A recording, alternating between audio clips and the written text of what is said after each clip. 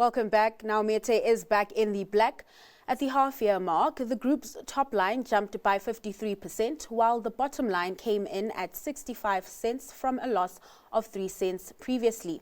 However, on a continuing basis, this metric is down by 8%, but still not loss-making.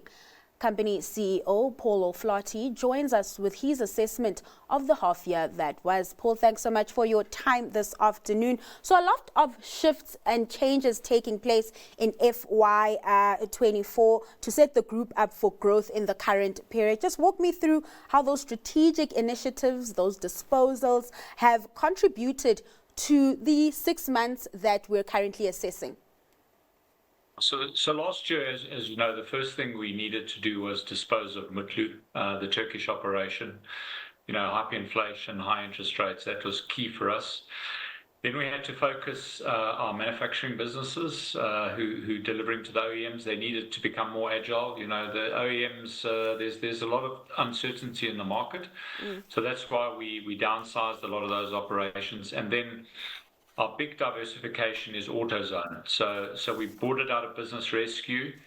It's producing like we thought it would, but obviously we need to return it to profitability. So we're comfortable what we've done in the first 6 months, and we're seeing the benefits of what we did last year. And we'll get into how those initiatives are setting you up for growth even into the second half of the year.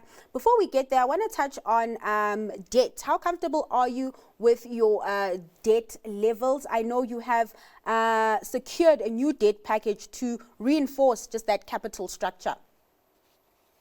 Oh, no, that's a good question. You know, last year we had a lot of our debt was short term, you know, due within 12 months. So these two packages have really pushed up the tenor of the debt, with the first major debt payment in 2027. So it's really given us the runway.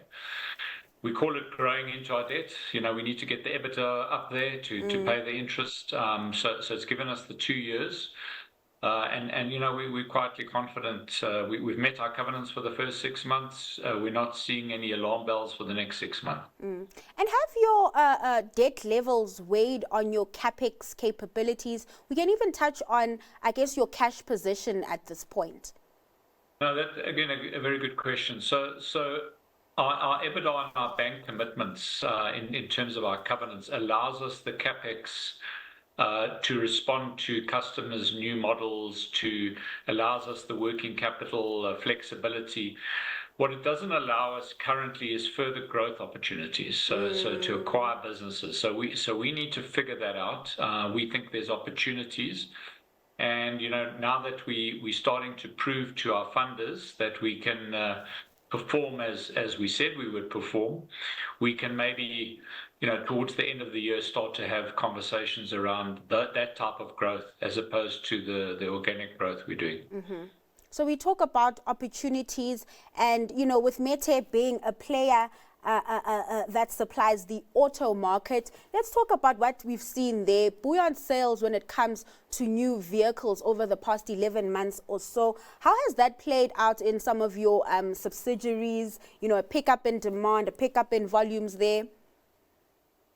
So the new vehicles, the big boost in sales is really with the Indian and Chinese vehicles coming into the country, right? So that's a bit of a negative because we supply the OEMs who produce locally, and so they're competing against that. But what it does is it adds to the car park. And South Africa's car park is around 13 million vehicles. The car park's going to change. We see these new vehicles, these sales, really providing us opportunity for aftermarket. We are seeing that the car park is getting older. So despite these new imports and you know, cheaper Chinese and Indian, the rest of the car park is getting older.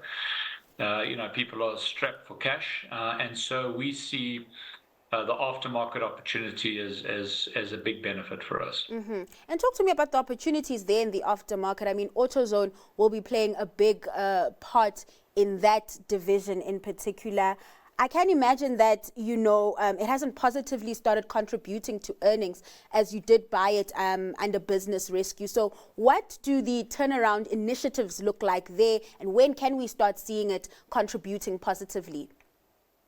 So the first thing is we bought this very good skeleton, right? 200 odd branches, big wholesale branches, but it didn't have stock on the floor. So we had to, and all the creditors that were with AutoZone got compromised through the business rescue. So we had to inject cash into the business to increase the working capital.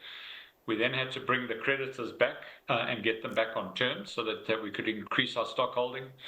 A large part of what AutoZone does is import. So we had to get the import stock back, which is starting to filter through.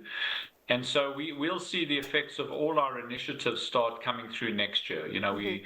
We've said we target a break even at the EBIT level this year, and we believe we're on track to do that. But the next few months, certainly September, October, December's a big trading period. And then next year, we're hoping AutoZone's back to where it used to be. All right. And, you mentioned just before we spoke about AutoZone that your OEM customers don't necessarily supply the U.S. market. So I guess there's no direct impact when it comes to those U.S. tariffs. But surely this is something you are concerned about, as it's also likely to have an impact on the broader economy.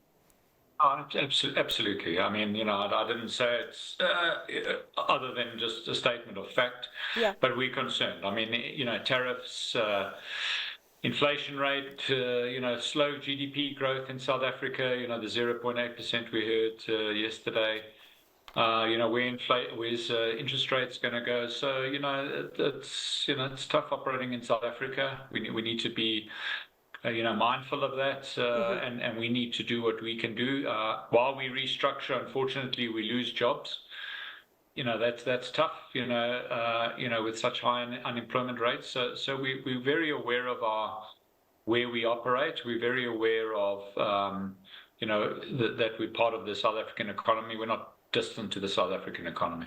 And with that being said, the tough economic conditions at play and also just your turnaround efforts still at play, walk me through some of your expectations and I guess the outlook for the next 6 months.